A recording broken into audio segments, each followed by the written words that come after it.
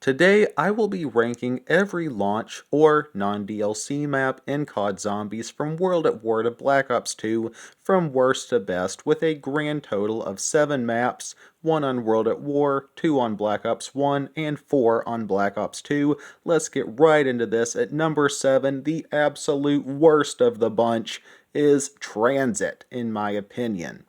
Good old Tranzit, this map sucks. And yes, I know it was bogged down with console restrictions that prevented it from reaching its full potential at the time, but that doesn't change the fact this map stinks. Largely because it just takes so long to get set up on Transit, and Ted never leaves when you want him to. So you're just hiking when you don't want to wait for the bus, getting lost in the fog, the lovely denizens slowing you down every 5 seconds, the lava pits, the sheer size of this map, even with stamina up, it just takes forever to traverse. And the buildables. Now, I like the buildables, yes, but why the power? Why the pack-a-punch? Just why? Oh, and speaking of the Pack-a-Punch, not only is it in a bad location in my opinion, we all know that the Pack-a-Punch room can shut. So you have to go on a 10-minute trek to bring a turbine back to power and then go back to town for a chance that Pack-a-Punch might be open again.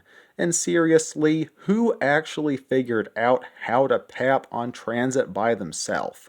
Like, who just thought, I wonder what happens when I leave my turbine here and toss a grenade at this bank vault? Like, who figured this out first? Let's be honest, most of us just learned it from YouTube tutorials. And to finish it off, the Avogadro boss is just okay. He's not really an enjoyable boss or a super annoying one, he's just meh. Moving on. At the number 6 spot, I put Bus Depot. Yes, I'd rather play Bus Depot than Transit. Sure, there's not much going on here, but it's simple and straight to the point. You just try to get maybe an LMG and a ray gun and just try to survive. It's small and straightforward, it's not bad by design, and really doesn't do anything wrong, it just doesn't have much content and is kinda snuffed out by the other maps. For the number 5 spot, I award this to Farm. Farm is not a bad map in the least. In fact, not too long ago, I made an entire video talking about why Farm is underrated. Link in the description if you want to check that out. In a similar nature to Bus Depot, it's small and simple, short and to the point, but was overlooked by the other BO2 maps due to its lack of content, primarily not having the Pack-a-Punch machine. It's fun for a little while, sure, and you don't have to make a tough decision about which perks you want, as it only houses the original 4. Just a pretty basic map that didn't do anything wrong, and I always enjoy playing it. On to the next map. The 4th position on my list goes to 5. Say what you will, but I actually like 5, and I appreciate the challenge it offers. It's not stupid hard like Transit, where you're running rampant in fog while you're on fire, while trying to stop your face from getting destroyed by a denizen, but offers a more genuine challenge of strategy and conservation, and really forces the player to act sparingly with their ammo and points. While sure, 5 doesn't have the best wonder weapon, I actually appreciate the winner's howl. It's not like a lot of other wonder weapons where you can just spam it and get out of a corner, but it requires thought, as your shots must be planned ahead, knowing it does damage over time and isn't a instant kill gun.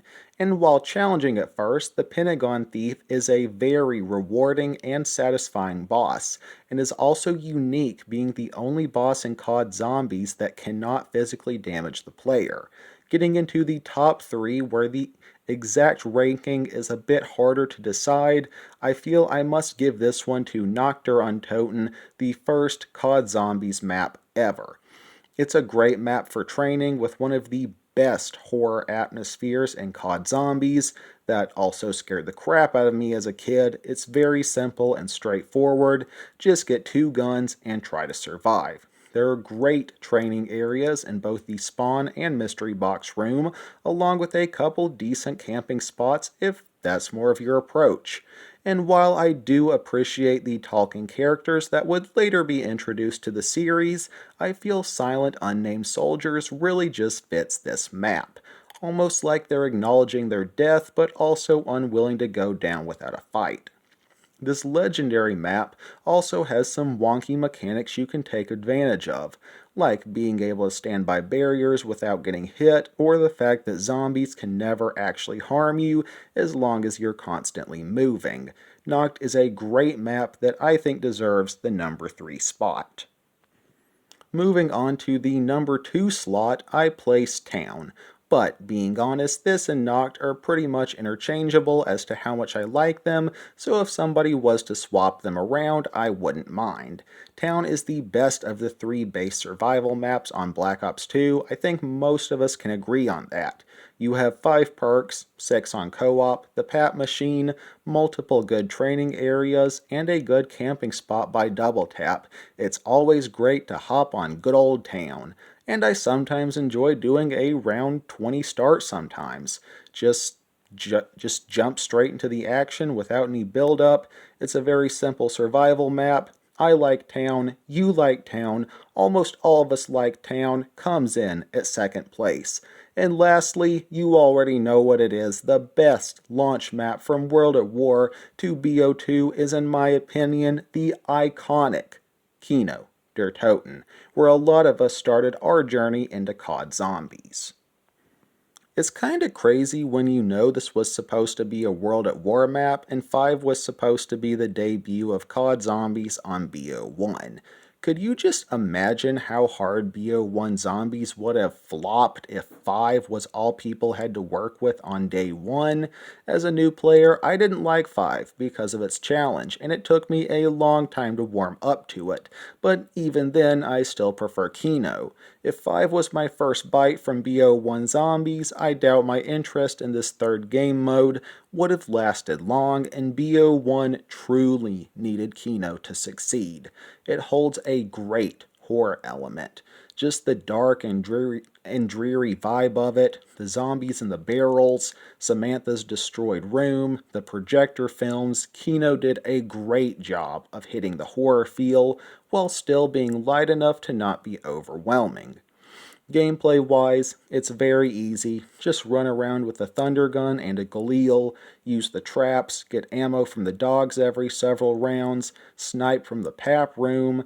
Great for when you just want a relaxing gameplay experience of slaying hordes of the undead. Kino takes the first place ribbon here. Well, folks, that's all from me today. Feel free to let me know how you'd rank these maps down in the comments. And for anyone new here, I mostly play, review, and discuss zombie and horror games, so feel free to check out some of my other content if that sounds interesting. Always remember, God loves you all very much. Have a blessed day. Peace.